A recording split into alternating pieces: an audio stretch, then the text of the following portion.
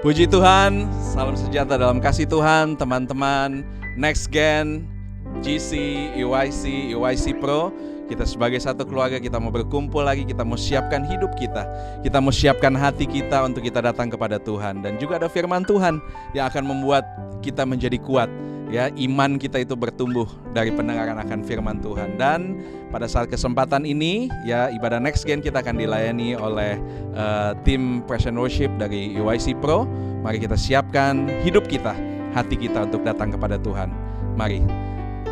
Tuhan Yesus, terima kasih ya Tuhan, kami siap Tuhan untuk memuji Engkau, kami siap untuk menyembah Tuhan. Kami tahu Tuhan bahwa Engkau tidak bisa dibatasi dengan jarak dan waktu, walaupun kami ada di rumah kami masing-masing Tuhan, tetapi Engkau ada bersama-sama dengan kami di dalam ruangan dimanapun kami berada, di dalam ruangan hati kami ya Tuhan. Engkau urapi Tuhan setiap Tuhan kami jemaat-Mu yang melihat tayangan ini ya Tuhan, biarlah kami boleh diberkati Tuhan, kami boleh dikuatkan oleh firman Tuhan. Jiwa kami disegarkan dengan puji-pujian ya Tuhan. Terima kasih Bapak, terima kasih, kami siap. Hidup kami dedikasikan untuk Engkau dalam nama Tuhan Yesus Kristus. Amin. Puji Tuhan, selamat beribadah.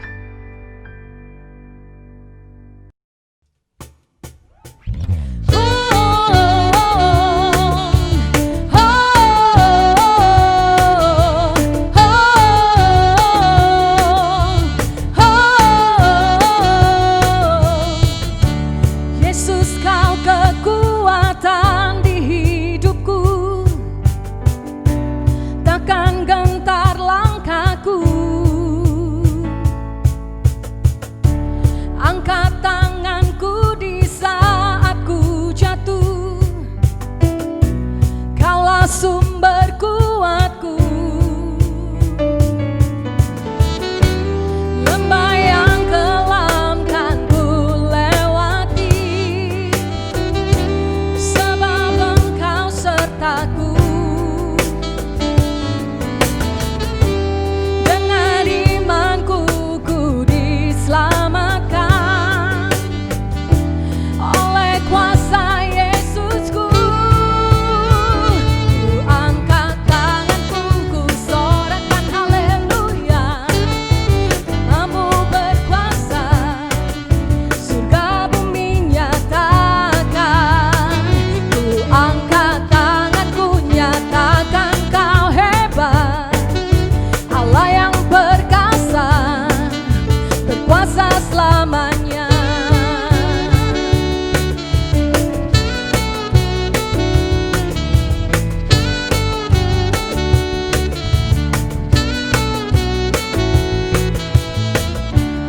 Yesus, Kau kekuatan di hidupku, takkan gentar langkahku. Angkat tanganku di saat ku jatuh, Kaulah sumber kuatku. Lembah yang kelam kan ku lewati, sebab Engkau sertaku. Dengan imanku ku diselamatkan oleh kuasa Yesusku. Ku angkat tanganku, ku sorakan haleluya. Namamu berkuasa, surga bumi nyatakan. Ku angkat tanganku, nyatakan Kau hebat, Allah yang perkasa, berkuasa selamanya.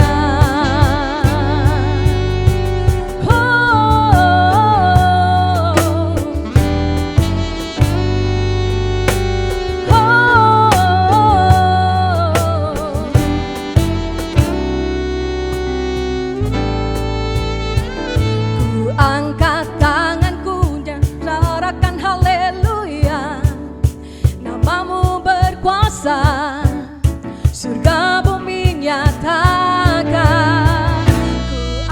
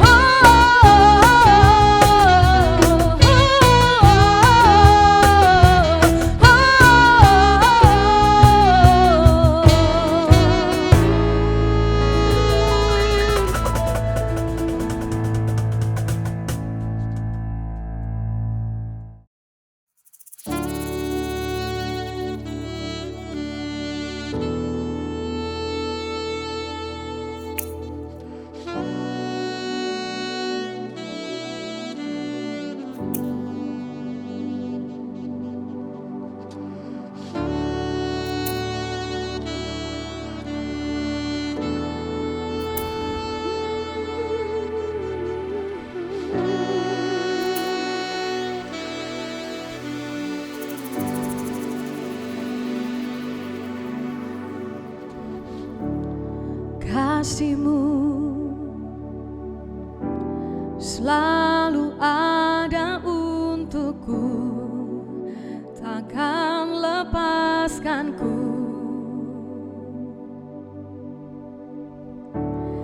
Hatiku teguh berpegang padamu, memandang wajah-Mu. Gagahku tak ku andalkan, jiwaku menyatakan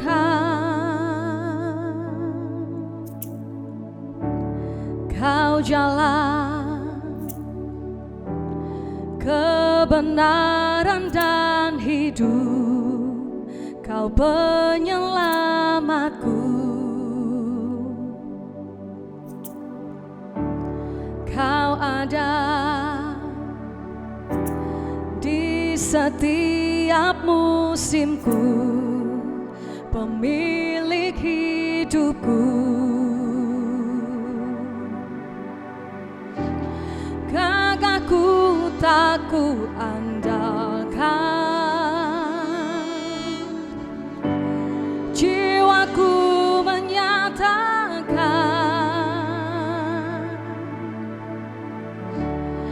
Kau Tuhan nyata dan berkuasa. Kuatku berharap, imanku percaya, tanpa ragu ku kan berjalan. Janji-Mu setia sampai selamanya.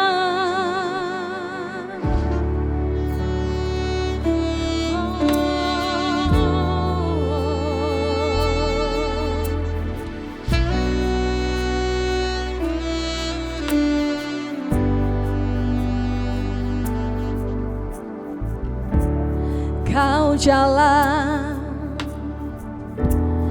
kebenaran dan hidup, Kau penyelamatku.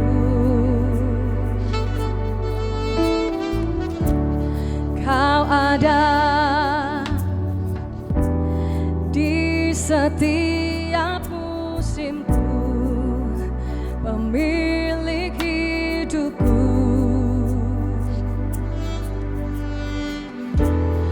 Gagahku tak ku andalkan,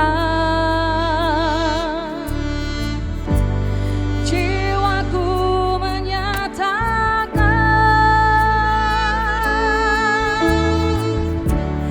Kau Tuhan nyata dan berkuasa. Kuatku berharap, imanku percaya, tanpa ragu ku kan berjalan. Janji-Mu setia sampai selamanya.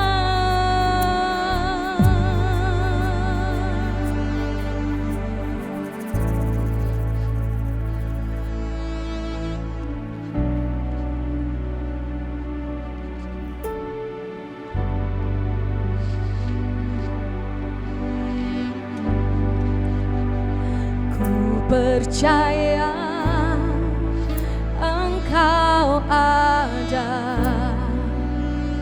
dalam kelam, Engkau beserta, Kau menjaga takkan lelah. Penyelamat Engkau sempurna. Percaya Engkau ada dalam kelam, Engkau beserta, Kau menjaga takkan lelah.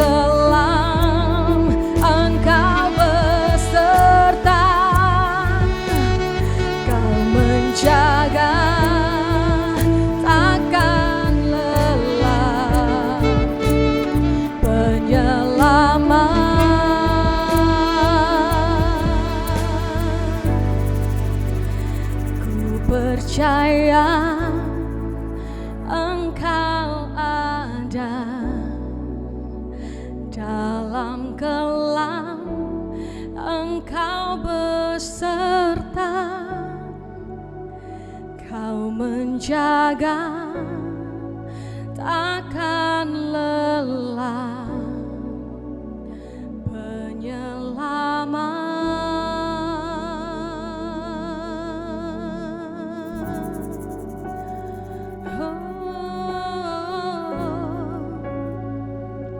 Ku percaya Engkau Tuhan, Kau selalu ada bagiku.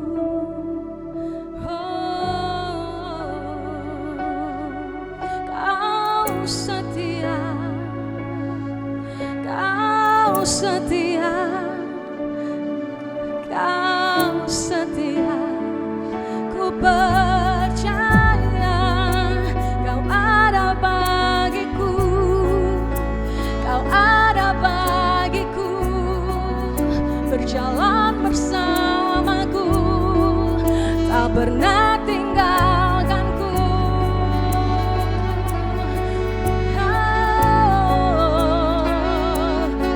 Ku bersyukur Tuhan, janji-Mu setia, Kau menjagaku, Kau besertaku.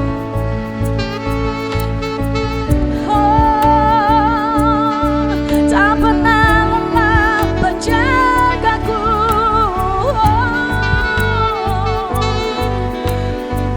Thank you Jesus. Ku bersyukur Tuhan, ku tak pernah sendirian. Ada Yesus yang bersamaku dalam segala keadaanku.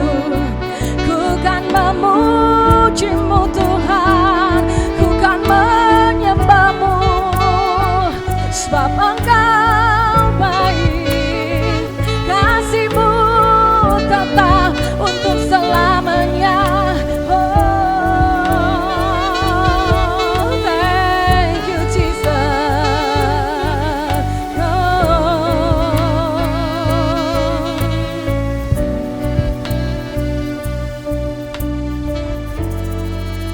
Engkau Tuhan kami yang nyata, Engkau Tuhan kami yang hidup, Engkau Tuhan yang penuh kuasa, Engkau yang sanggup menolong kami. Bahkan di dalam lembah kelam pun Engkau ada bersama kami Tuhan. Biarlah kami memuji-Mu Tuhan, biarlah kami mau menyembah-Mu Tuhan, dengan segenap hati kami, dengan segenap nafas kami Tuhan. Kami mau nyatakan Engkau Tuhan yang nyata.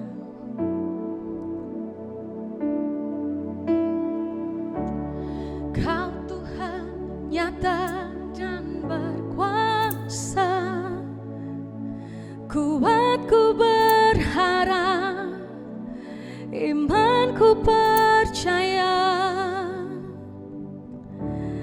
tanpa ragu ku kan berjalan. Janji-Mu setia sampai selamanya.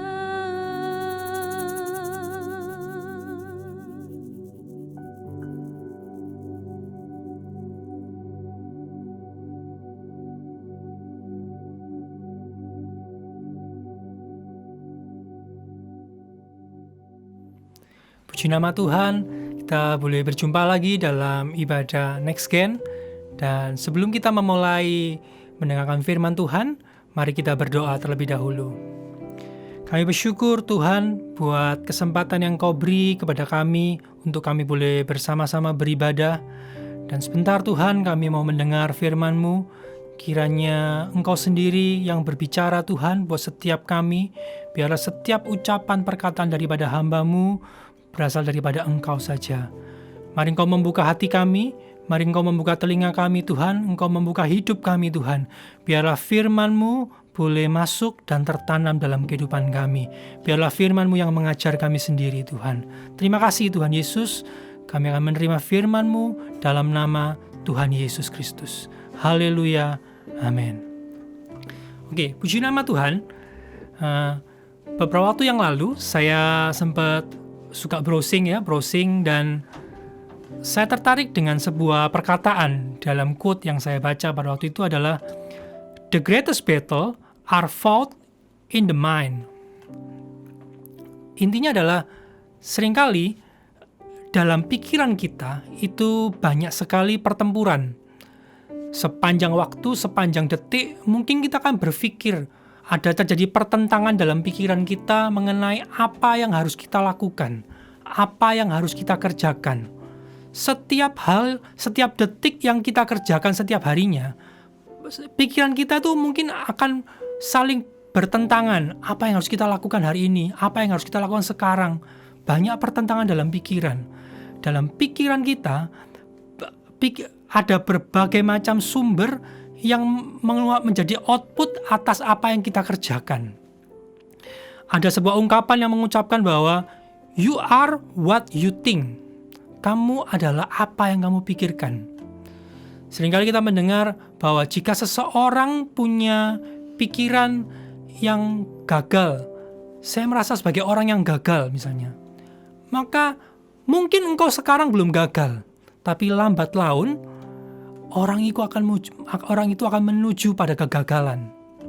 Sebaliknya, saat mindset kita berpikir bahwa saya bisa sukses, saya ini bisa berhasil, mungkin kondisi kita sekarang belum berhasil. Mungkin engkau sama seperti kalayak orang lainnya.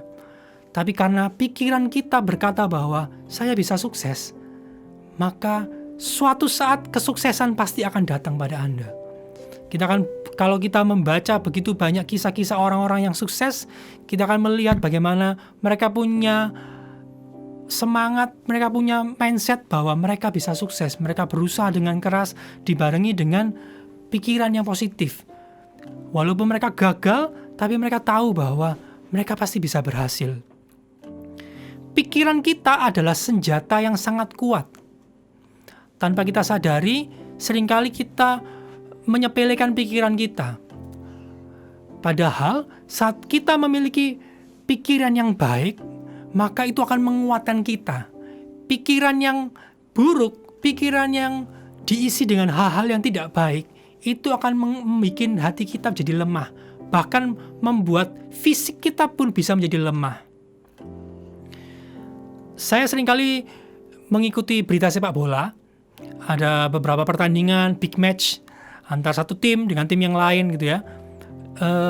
Ada hal-hal yang menarik yang terjadi di luar pertandingan bola sebenarnya, di mana sebelum pertandingan biasanya ada review antar satu pelatih dengan pelatih yang lain, pelatih lawan ya. Biasanya mereka kan suka mengomentari permainan dari lawannya, dan istilah mereka menggunakan istilah cywar gitu ya. Jadi mereka suka menyerang lawan secara mental. Mereka mengutarakan pendapat-pendapat negatif tentang permainan dari tim lawan, atau sebaliknya malah terkadang ada yang sengaja bikin lawannya ini seakan-akan di atas angin. Wah, tim Anda terlalu hebat, kami pasti nggak bisa menang gitu ya. Tujuannya apa? Tujuannya hanya untuk melemahkan mental, melemahkan pikiran dari lawan. Dan sejarah mencatat banyak sekali pertandingan-pertandingan big match dalam sepak bola gitu ya. Harusnya di atas kertas tim tersebut adalah pemenangnya. Tapi karena pelatih lawan ini melakukan cywar, berulang-ulang ada media semakin manas-manasi, akibatnya mental pemainnya jadi turun. Dan akibatnya malah kekalahan terjadi. Padahal di atas kertas tim ini adalah tim yang bertabur bintang, bagus sekali. Begitu hebatnya pikiran kita bisa mengakibatkan hasil yang seharusnya baik, tapi karena kita punya pikiran yang buruk, hasilnya bisa berubah sedemikian rupa menjadi buruk. Tuhan Yesus pun dalam kitab Injil seringkali mengajar kepada kita. Begitu banyak pengajaran Tuhan Yesus dalam Injil. Namun jika kita melihat beberapa contoh yang ada, seringkali Tuhan pun berusaha mengajar melalui pikiran terlebih dahulu. Tuhan berusaha meletakkan sebuah mindset kepada murid-muridnya khususnya, supaya sebelum murid-muridnya berubah mungkin, sebelum murid-muridnya mengikuti jejaknya Tuhan Yesus perkabaran Injil, tapi Tuhan tuh memberikan terlebih dahulu contoh-contoh supaya mereka tuh memahami, mindset mereka bisa berubah. Contoh, mungkin kita sering mendengar terang dan garam dunia, ya, terang dunia, garam dunia.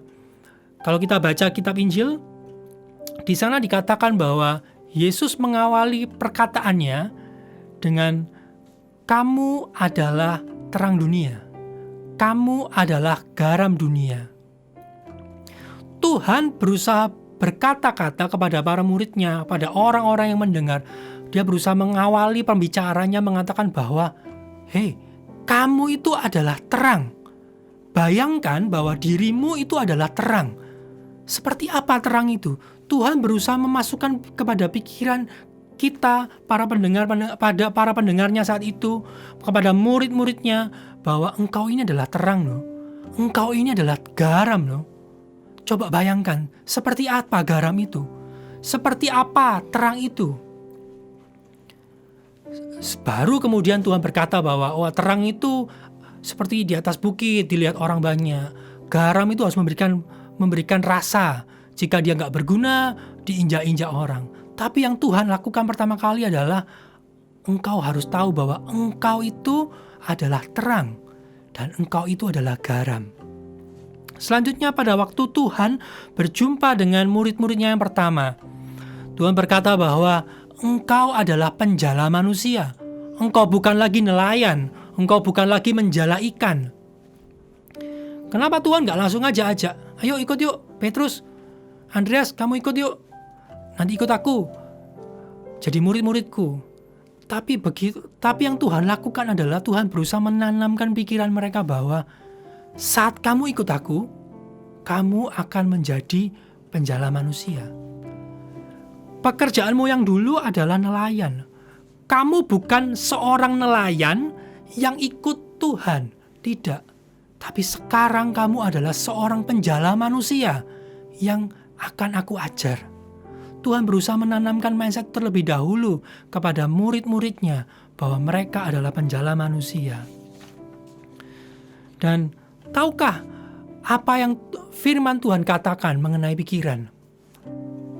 Dalam Roma 12 ayat yang kedua, dikatakan bahwa janganlah kamu menjadi serupa dengan dunia ini, tetapi berubahlah oleh pembaharuan budimu, sehingga kamu dapat membedakan manakah kehendak Allah, apa yang baik, yang berkenan kepada Allah, dan yang sempurna. Mungkin kita sudah sering mendengar ayat ini. Kita sering kali mendengar, oh ya, kita harus berubah. Kita harus mengikuti Tuhan. Gitu ya.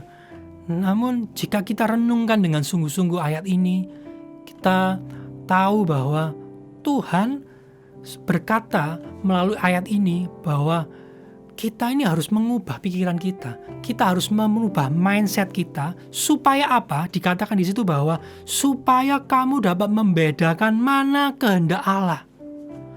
Sebuah ayat yang luar biasa. Di mana dengan cara hanya engkau mengubah pikiranmu, hanya dengan engkau merubah mindsetmu, maka kamu bisa mengerti kehendaknya Allah. Jadi syaratnya adalah engkau ubah dulu mindsetmu. Kalau kita lihat perjalanan orang Israel pada waktu dia keluar dari tanah Mesir, mungkin secara fisik orang-orang Israel itu sudah keluar. Mereka sudah bebas, mereka sudah nggak lagi dibelenggu sama orang-orang Mesir. Tapi coba perhatikan mindset mereka, pikiran mereka masih tertahan di Mesir.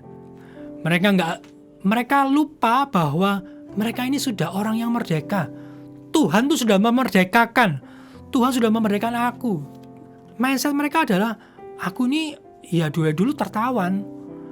Maka aku nggak bisa ngapa-ngapain karena aku ini tawanan. Padahal secara fisik badan, mereka adalah orang yang bebas. Dan akibatnya apa? Tuhan mengatakan bahwa, oke, sebelum kamu masuk tanah Kanaan, kamu harus perbaiki dulu mindsetmu. Akibatnya ya 40 tahun seperti yang kita ketahui kisahnya 40 tahun mereka harus berputar-putar di padang gurun. Tujuannya untuk apa? Supaya mereka berproses. supaya mereka berproses untuk mereka memperoleh mindset yang benar. Sama halnya dengan kita. Seringkali kita merasa bahwa sudah lama saya kenal Tuhan. Saya sudah ikut percaya Tuhan sudah berpuluh-puluh tahun mungkin. Tapi pertanyaannya, sudahkah pikiranmu benar? Sudahkah pikiranmu sesuai dengan kehendaknya Tuhan? Apakah pikiranmu ini sudah dipenuhi dengan Tuhan? Jangan-jangan pikiran kita masih tetap seperti dulu pada waktu kita belum diselamatkan. Kita hanya secara kasat mata rutin ke gereja. Secara kasat mata, saya rajin datang pelayanan. Saya rajin datang berdoa.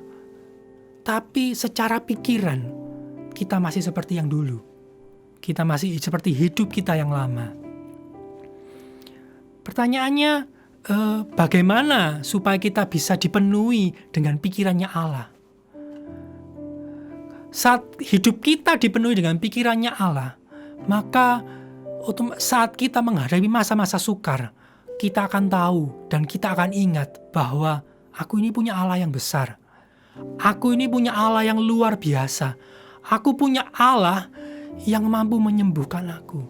Kita akan selalu ingat itu. Karena apa? Di dalam kepala kita yang teringat yaitu, saya ingat bahwa Tuhanku itu besar.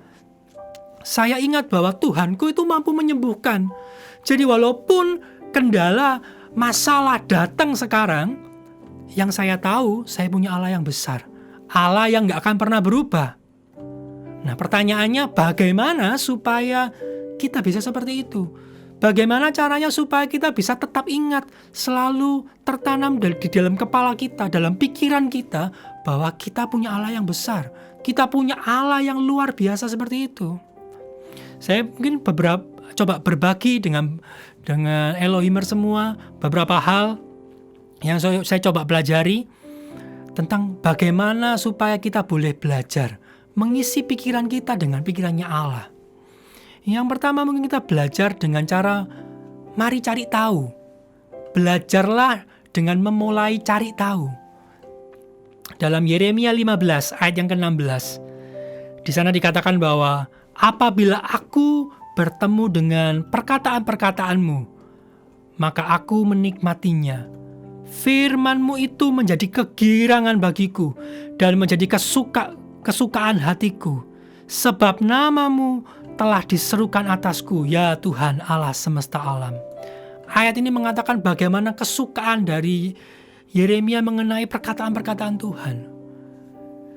Kita kalau berkata bahwa saya ini tertarik sesuatu gitu ya, maka kita kan pasti akan berusaha cari tahu dengan segala sesuatu yang berhubungan dengan hal yang kita sukai. Beberapa waktu yang lalu, saya cukup tertarik dengan tren hidroponik ya. Hari-hari ini mungkin kita sering mendengar, menanam hidroponik di rumah gitu ya, bisa sambil mengisi waktu luang. Dan karena saya tertarik, apa yang saya lakukan? Saya berusaha cari tahu. Saya buka website, belajar bagaimana caranya. Saya berusaha mengenal, bagaimana sih caranya.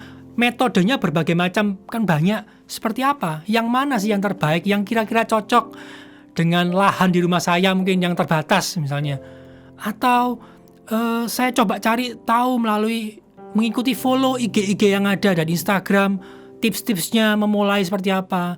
Bahkan saya mungkin mencari tahu bagaimana sih kira-kira kalau memulai start dari nol, apa yang saya persiapkan, modelnya seperti apa. Sama seperti halnya kita. Kalau kita berkata bahwa aku ini tertarik sama Tuhan, aku mau supaya Tuhan mengisi pikiranku. Alangkah baiknya bahwa kita pun harus cari tahu tentang Tuhan. Bagaimana kita bisa mencari tahu? Melalui firman Tuhan. Mulailah membaca firman. Saya percaya bahwa firman Tuhan, saat kita baca firman, itu akan mengisi hidup kita. Firman itu akan mengisi pikiran kita.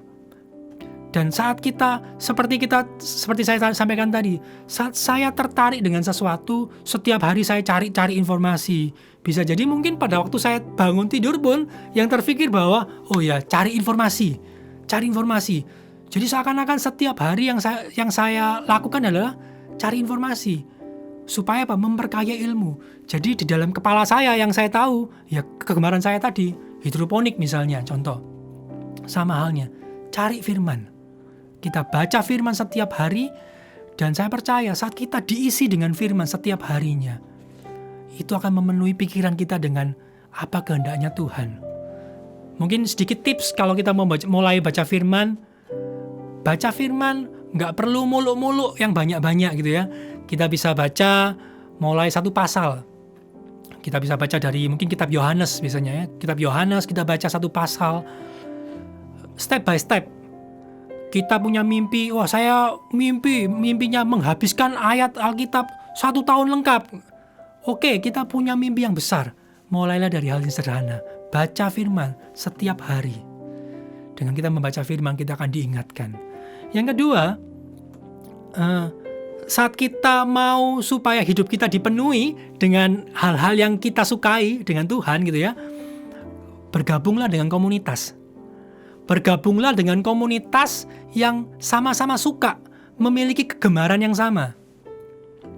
Dalam Kisah Para Rasul 2 ayat 42 dikatakan bahwa mereka ini gereja mula-mula bertekun dalam pengajaran rasul-rasul dan dalam persekutuan, dan mereka selalu berkumpul untuk memecah roti dan berdoa.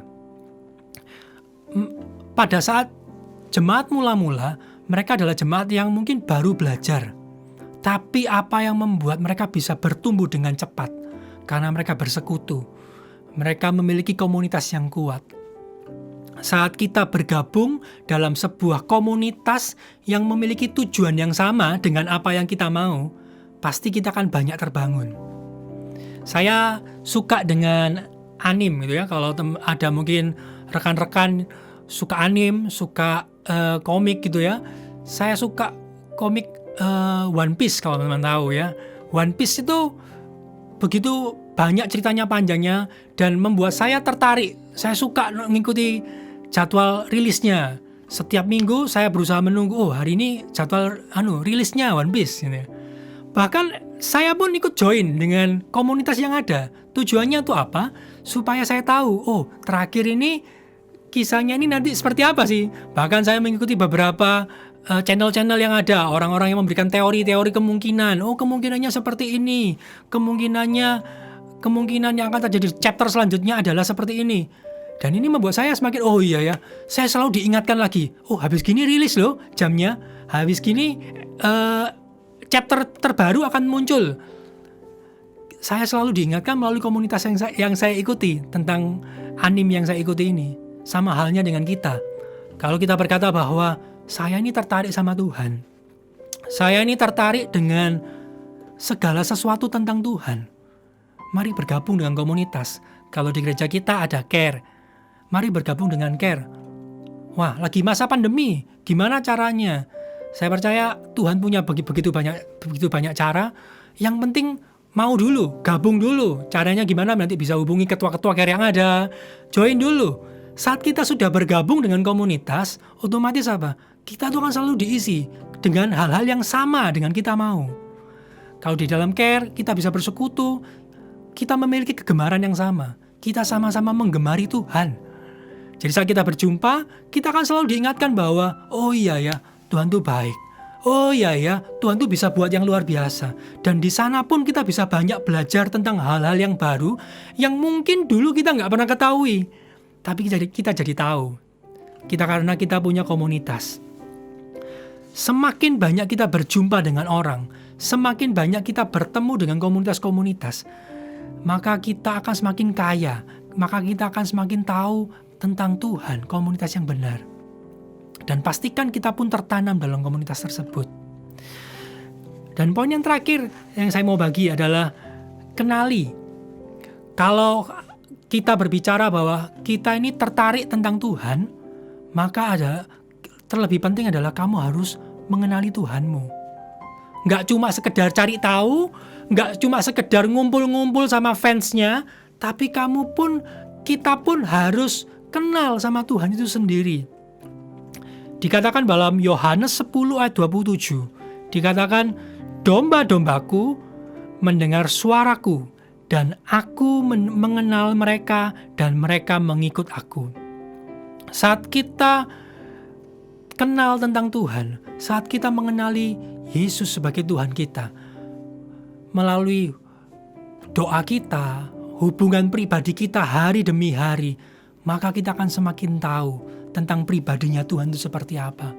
Maka kita akan tahu bahwa saat kita menghadapi masalah, yang saya ingat ya Tuhan, karena yang saya tahu Tuhan. Sama halnya mungkin kalau kita punya pasangan, setiap hari kita berjumpa dengan pasangan kita ya, kita ngobrol setiap hari, ketemu setiap hari, lama-kelamaan kita akan semakin mengenal pasangan kita. Jadi saat kita tahu bahwa kita punya masalah, orang pertama yang akan kita cari pasti pasangan kita. Karena setiap hari kita berjumpa, kita suka sharing, kita suka berbagi segala sesuatu dengan pasangan kita mengenal pasangan kita. Maka saat kita menghadapi angin ribut dalam kehidupan kita ketemu masalah atau kita mungkin punya cerita-cerita lucu, orang pertama yang akan kita ceritai adalah pasangan kita. Kita mengenal, kita punya hubungan yang baik. Begitu juga dengan Tuhan. Berikan waktumu buat Tuhan. Kalau kita mau hidup kita dipenuhi Tuhan, kamu perlu meluangkan waktumu untuk mengenali Tuhan. Berkenalan dengan Tuhan bukan hanya dengan suratnya Tuhan Alkitab, tapi kita perlu berdoa. Kita perlu berdoa dan kita mau kenal Tuhan secara pribadi. Saat kita mengubah mindset kita sudah cari tahu, kita bergabung komunitas, kita sudah kenal Tuhan, maka proses perubahan itu nggak akan langsung. Tapi kita akan perlahan demi perlahan kita akan berubah. Mindset kita akan berubah perlahan demi perlahan. Tapi setiap progres yang kita kerjakan, setiap hal yang kita lakukan, itu adalah sebuah langkah yang penting buat kehidupan kita. Kenapa kok penting? Karena saat kita berubah, maka Tuhan itu akan mulai membantu kita, mengingatkan kita, menolong kita dikala kita mulai lemah. Dalam ayat yang terakhir yang akan saya baca dalam Lukas 24 ayat 45. Di sana dikisahkan bagaimana Tuhan setelah Tuhan bangkit, Tuhan menampakkan dirinya kepada murid-muridnya. Situasinya adalah murid-muridnya sedang berkumpul seperti di ruangan ini gitu ya, berkumpul semua tertutup. Tiba-tiba Tuhan hadir di tengah-tengah. Murid-murid berkumpul pada saat itu bukan lagi happy-happy, bukan lagi senang-senang bersuka cita, tidak. Tapi mereka sedang khawatir, mereka sedang takut karena mereka mungkin diburu, dianggap bahwa mereka mencuri mayat Yesus. Mereka ketakutan. Dan mungkin ada orang-orang yang murid-murid yang sedang patah semangat karena mereka tahu bahwa wah Tuhanku sudah mati, guruku sudah nggak ada lagi yang jadi penolongku, nggak ada lagi yang menopang aku. Banyak patah semangat. Tapi Tuhan hadir. Dikatakan pada saat itu Tuhan hadir dan mereka takut dan terkejut. Tapi pada ayat yang 45 dikatakan bahwa lalu ia yaitu Yesus membuka pikiran mereka sehingga mereka mengerti kitab suci. Yesus hadir di tengah-tengah mereka. Yesus tidak melakukan mujizat yang luar biasa. Yesus tidak membuat hal-hal yang luar biasa yang membuat mereka jadi percaya. Tapi Yesus hanya mengubah pikiran mereka. Semula para murid-murid yang mengalami ketakutan karena mungkin dikejar-kejar, karena situasinya lagi gak baik, ketakutan. Tapi Tuhan mengubah pikiran mereka. Dan hasilnya apa? Kita boleh mendengar pekabaran Injil yang luar biasa hari-hari ini. Kita boleh melihat bagaimana Injil disebarluaskan bahkan sampai ke Sidoarjo kota ini. Karena apa? Karena ada murid-murid Tuhan Yesus yang sudah diberubahkan pikirannya. Hari ini mungkin dari ada Elohimers yang engkau merasa bahwa khawatir. Banyak hal-hal yang mungkin mengkhawatirkan hidupmu sama seperti murid-murid yang sedang dikejar-kejar. Engkau mungkin sedang patah semangat, enggak tahu lagi apa yang harus engkau lakukan. Engkau mungkin merasa hari-hari ini adalah hari-hari yang tidak menyenangkan. Kalau bisa saya segera skip hari-hari ini. Firman Tuhan katakan bahwa, siapa tahu saat ini engkau perlu merubah pola pikirmu, mindsetmu. Penuhi pikiranmu dengan Allah. Supaya apa? supaya saat kita mungkin kalut, saat mungkin kita lagi stres, saat mungkin kita lagi gak tahu apa yang harus kita lakukan, saat itu juga kita mungkin diingatkan lagi oleh Tuhan bahwa Engkau punya Allah yang besar. Engkau punya Allah Immanuel, Allah yang menyertai engkau. Walaupun sekelilingmu lagi gonjang-ganjing, sekelilingmu lagi ketakutan, kebingungan, tapi karena kamu tahu bahwa engkau tahu bahwa kita punya Allah yang besar. Dalam pikiran kita ingat, kita tahu Allahku besar. Kalau dulu Tuhan pegang kendali atas hidupmu, percayalah, Tuhan pun akan pegang kendali atas hidup kita saat ini. Dan itu semuanya hanya bisa terjadi saat hidup kita, pikiran kita dipenuhi oleh Allah. Kita akan diingatkan lagi saat masa-masa sukar kita bahwa ada Tuhan di sana. Di masa-masa saat kita mungkin mengalami sukacita yang luar biasa, Tuhan akan mengingatkan melalui pikiran kita bahwa Tuhan juga ada bersama dengan engkau. Jadi Elohimers, percayalah, mulai isi pikiran kita dengan Tuhan. Supaya apa? Supaya saat kita mengalami masa-masa sukar, kita ingat bahwa Tuhan selalu beserta kita. Apapun yang sedang kita alami, Tuhan beserta kita. Amin.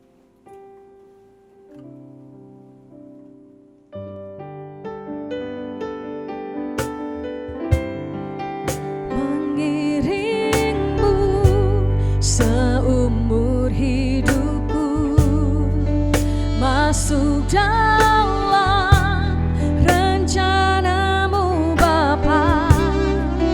Pikiranku, kehendakku,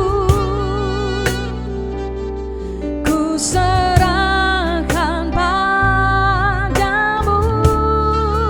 Harapanku hanya di dalammu, ku kan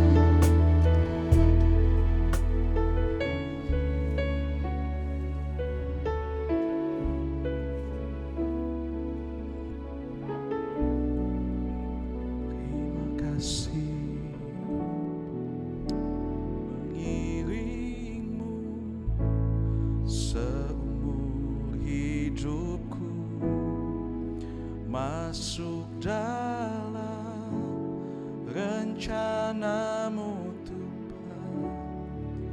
Pikiranku,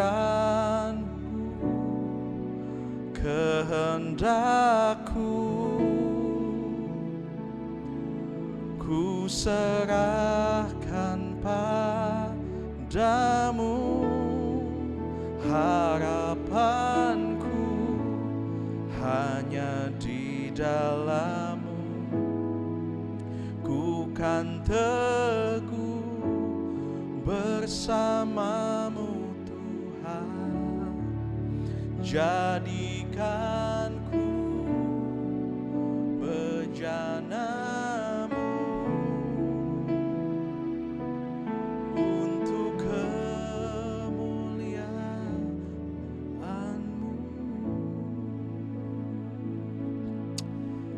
Thank you Lord, thank you Lord. Tuhan Yesus, biarlah pikiran-Mu ada di dalam pikiran kami Tuhan.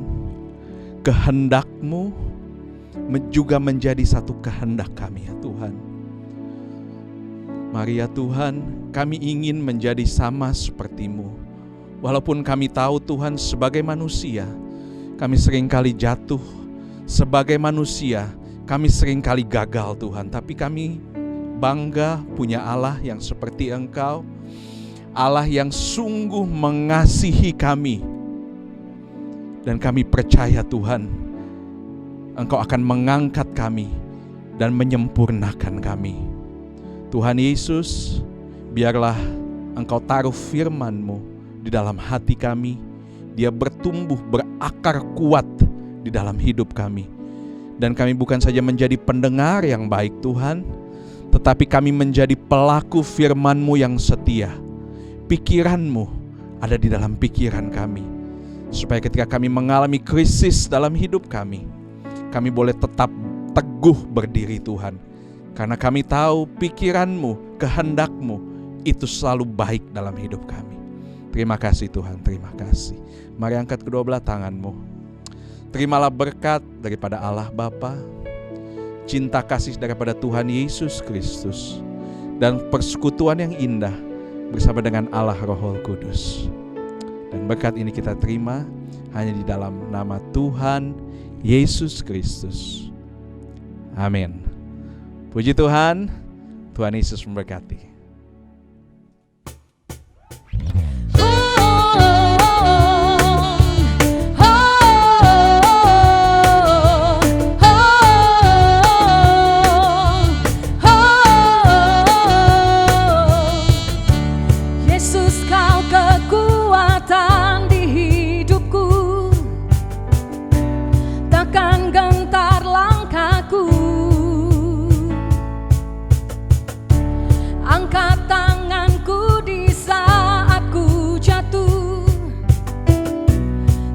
Sumber